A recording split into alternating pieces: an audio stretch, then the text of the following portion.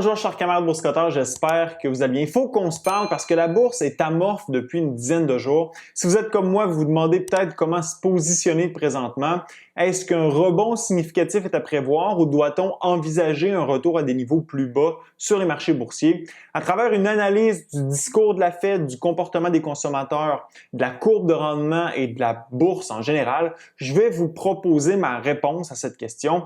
Bien sûr, vous le savez, je ne prétends pas avoir de boule de cristal et je vous invite à m'expliquer dans la zone commentaire où je me trompe ou où j'ai raison dans mon analyse. Avant de commencer, si vous aimez ce que je fais, et j'imagine que parmi mes 27 000 abonnés, il y en a quelques dizaines qui apprécient ce que je fais, eh bien, la meilleure façon de me supporter, c'est de se joindre à ma chaîne. C'est 4,99 par mois. Vous pouvez vous abonner pour un mois, pour 2 mois ou pour la vie, peu importe. Cette contribution, eh bien, ça me permet de continuer à vous partager du contenu gratuitement sur une base hebdomadaire sur ma chaîne GeoFinance. Cet après-midi, le compte-rendu de la réunion du FOMC s'étant déroulé les 1er et 2 novembre dernier a été publié. Assurément, la Fed s'enligne pour diminuer l'ampleur de ses hausses de taux directeurs après 6 hausses consécutives, dont 4 de 75 points de base. On comprend la lecture du compte-rendu que la prochaine hausse devrait être de 50 points de base.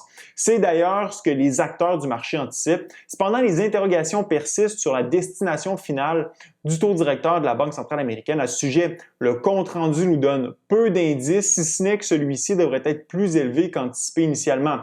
Même qu'au courant des derniers jours, certains membres du FOMC, dont James Bullard, se sont exprimés sur la cible potentielle de la Fed. Le gouverneur de la Réserve fédérale de Saint-Louis a avancé que même les estimations les plus optimistes pointaient vers un taux directeur entre 5 et 5,25 %. Toutefois, les estimations plus pessimistes du taux directeur terminal de la Banque centrale suggèrent que le hausser à plus de 7 pourrait être une possibilité. Bullard n'a pas tort là-dessus lorsque vous prenez en compte qu'historiquement, l'inflation a été vaincue seulement lorsque le taux directeur est monté au-dessus de l'IPC global. Un taux terminal de 7 serait justifié. Est-ce que la Fed va se rendre jusque-là? C'est dans le spectre des possibilités, étant donné qu'elle semble déterminée à ramener l'inflation à sa cible de 2 et qu'elle veut éviter de répéter l'erreur des années 70.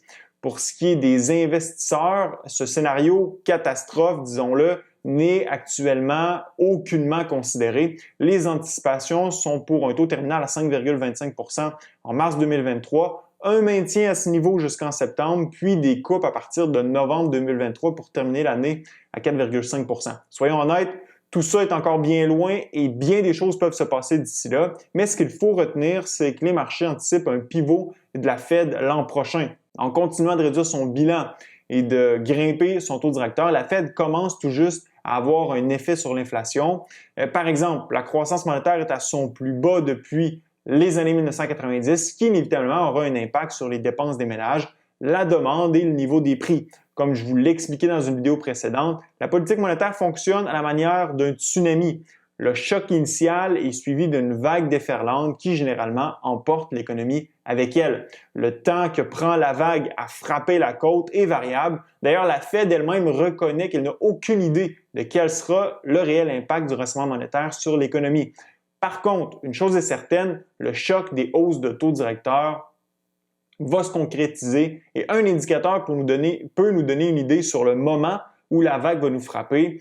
Nous savons que la courbe de rendement est inversée sur les maturités 2 et 10 ans depuis un bon bout.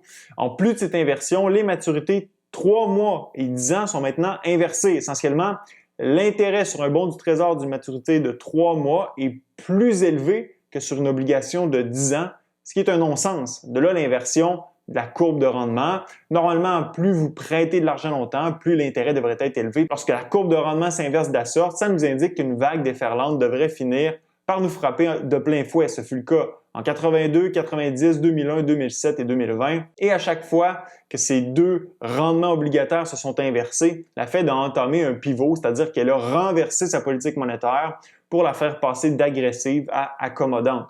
Est-ce qu'un pivot est positif pour les cours boursiers? Contrairement à la croyance populaire, non. La raison est bien simple. Lorsque la Fed pivote, c'est souvent parce qu'elle panique en raison d'un fort ralentissement économique. Initialement, l'effet de la stagnation ou de la diminution du taux directeur est perçu comme un élément positif pour les cours boursiers. Cependant, cette réaction initiale finit par être contrecarrée par la détérioration rapide de l'économie qui affecte les revenus et les profits des entreprises. Regardons le tout de plus près. En mai 89, les rendements 3 mois et 10 ans s'inversent, la Fed pivote instantanément et diminue son taux directeur. La récession débute officiellement 1 an plus tard, en juin 90. Les marchés boursiers qui continuent leur ascension à la suite du pivot de la Fed finissent par atteindre leur point bas en octobre 1990, 1 an et demi après l'inversion de la courbe de rendement. En juillet 2000, l'inversion 3 mois, 10 ans se concrétise. La Fed pivote au même moment et stoppe ses hausses de taux. La récession débute en mars 2001, soit 9 mois plus tard.